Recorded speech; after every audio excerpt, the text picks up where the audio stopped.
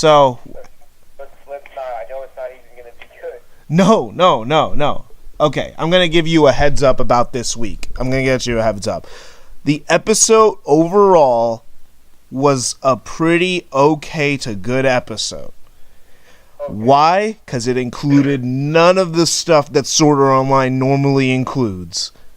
There were almost only two characters in this episode. Kirito and that kid I mentioned last episode, alright? That was basically it. And this episode was not an hour. But, like, let me just say, when I first started the episode, the first thing I noticed is like, oh man, these hands are garbage. The hands were so poorly drawn. Yo, you're like Rose the SAO back after that.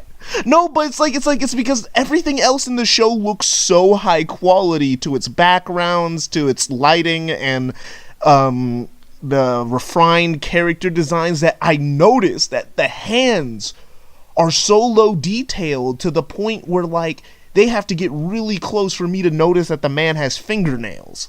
Alright?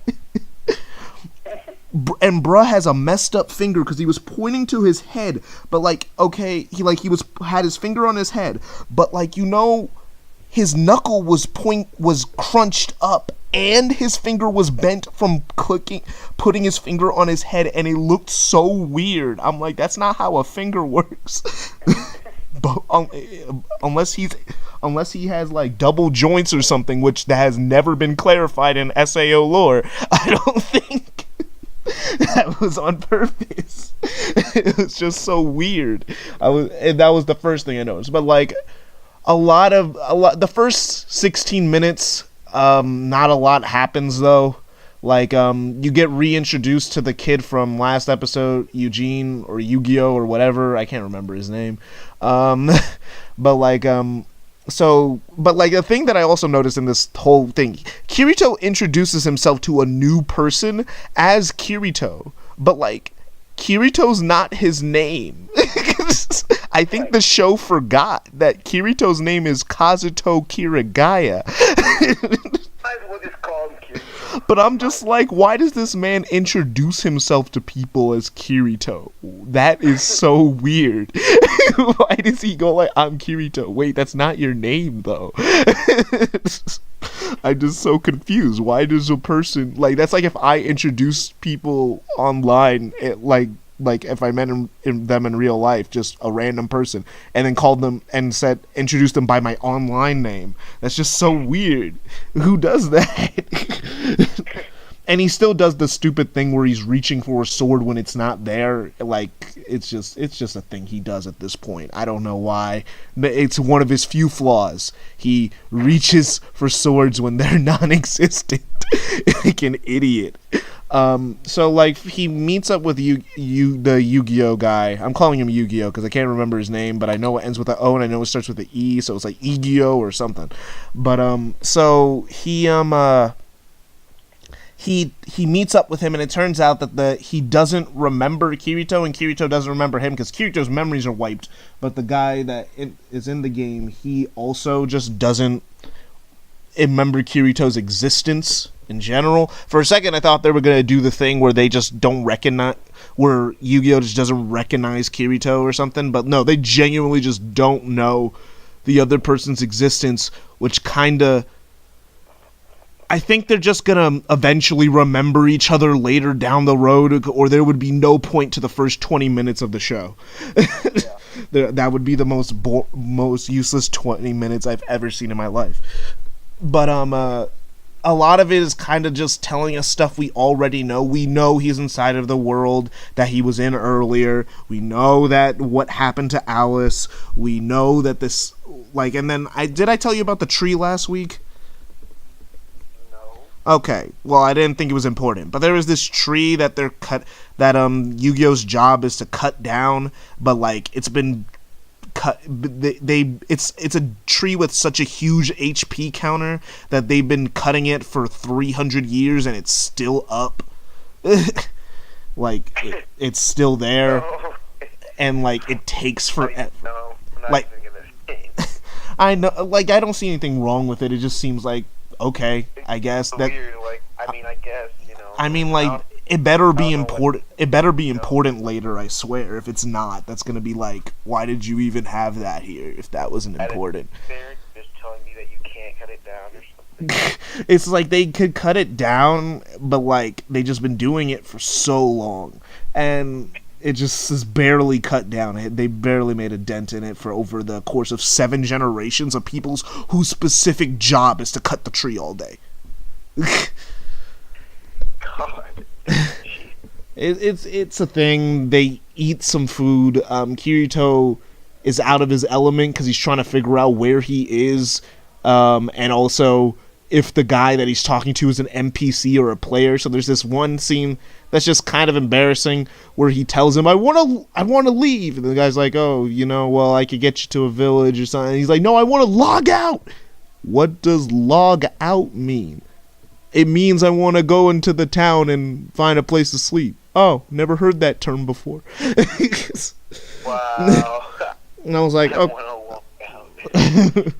And I was like, what's the log out? so let's log out. But like that was a kind of but it was kind of the first 16 minutes was just that. It was a lot of nothing really happening particularly. But then the last few minutes of the episode is when stuff actually happens. They go into the town. Kirito finds out that there's sword skills in this world. And he got insanely defensive over a guy he just met.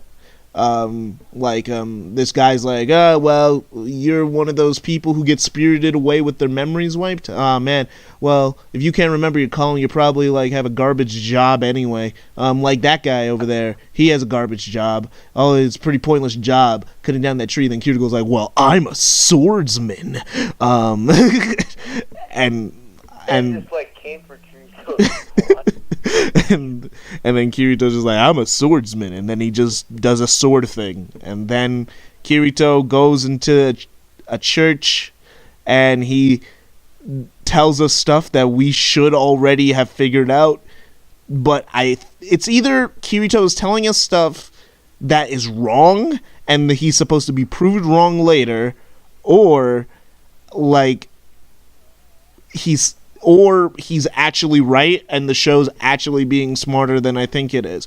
Because the thing is, he's saying, oh man, these are people who've been in this world their entire life. They were born in the real world and then they're put in this virtual reality, and everyone here, that's just how they are. And I'm like, well, it's either Kirito's right with his conspiracy theory, or he's wrong, and they're just all very highly programmed AIs, and I don't know.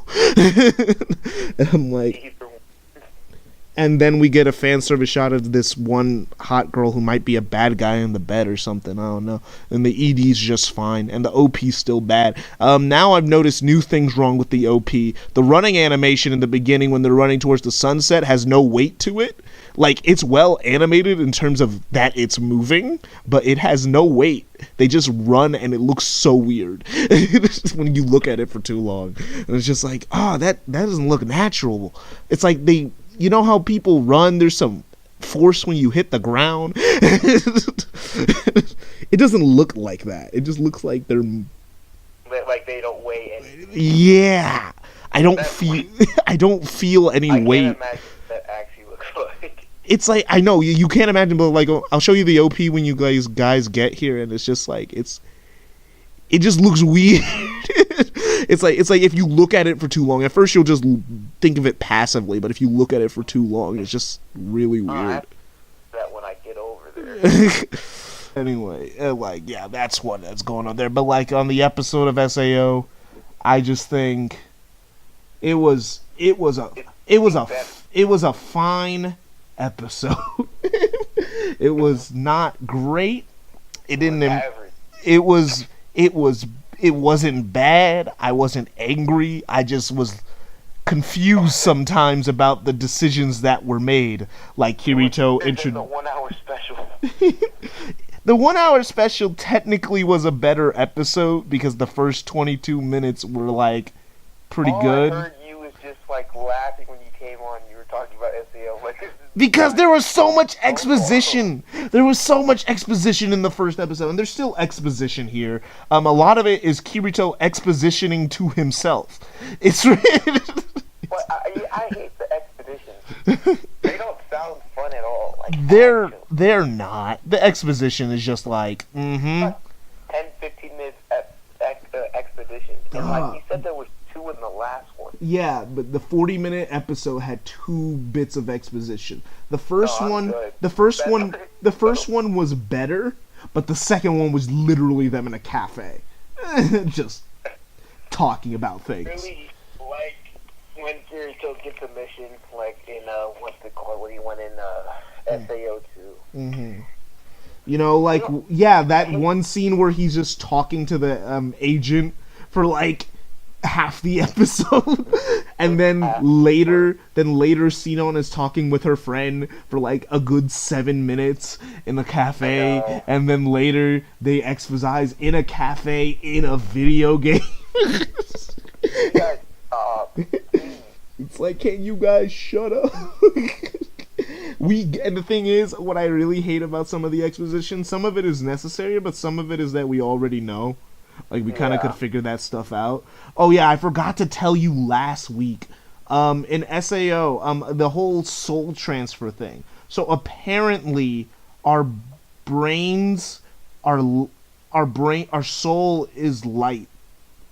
It's just lights, man. That's what are you trying to say? Our soul is lights. Like the sunlight? Like lights. Like, I don't know. Like, I don't know what it was trying to do, but it was just. Oh God. Never mind. I'm not gonna ask any more questions. It's like, bro, I don't even know, man. It's just they said, yeah, our brain works like, you know how your brain sends messages like synapse. Well, that's just light, and so your soul is light.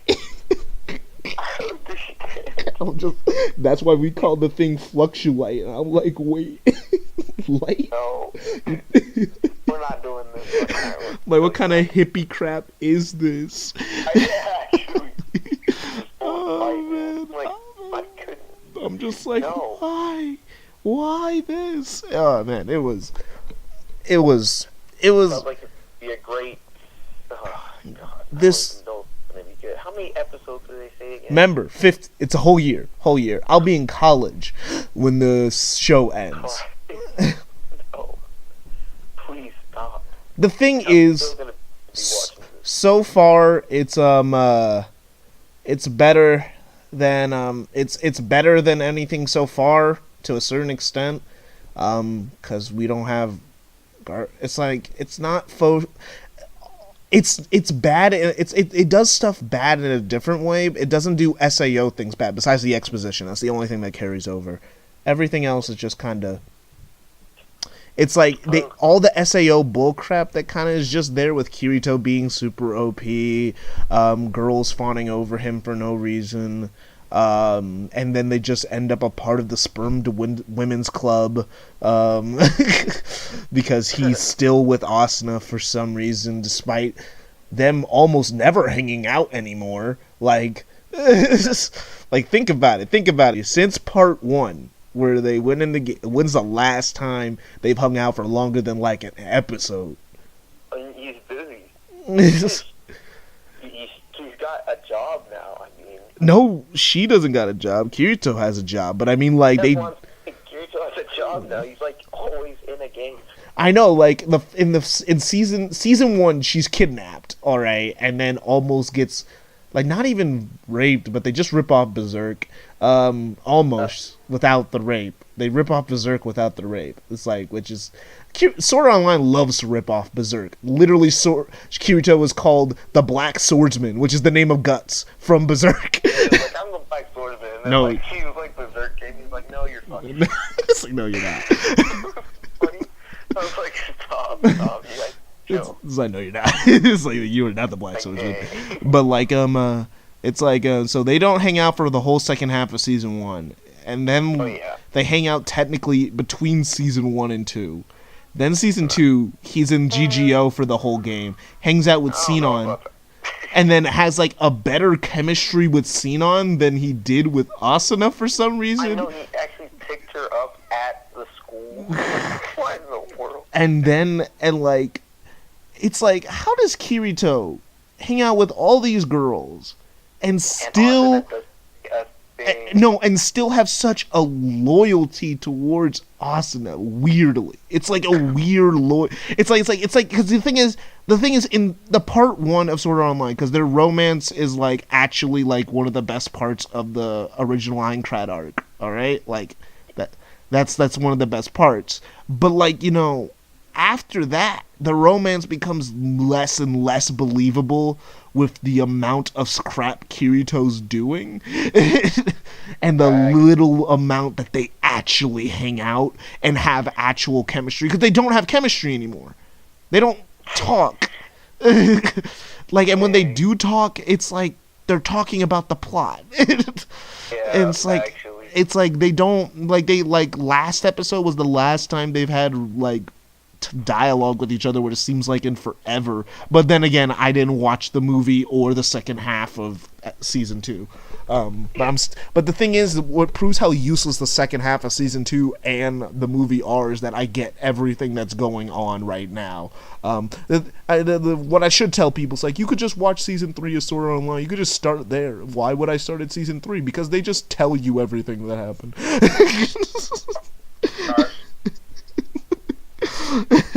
Thanks for filling me in. Yeah, I'll be here next week when I start watching Black Clover again.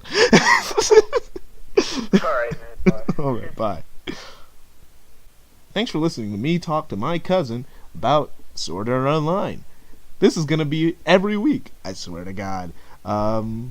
See you next week for your weekly Sword Art Online podcast.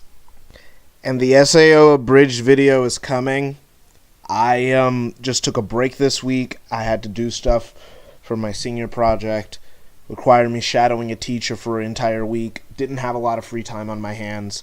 But I'll be back, get back to finishing the script and editing part 2, and part 3 is going to be the biggest pain I've ever experienced in my life before I could get to the stuff that I really want to talk about. Yes, there's things that I like more than SAO Abridged.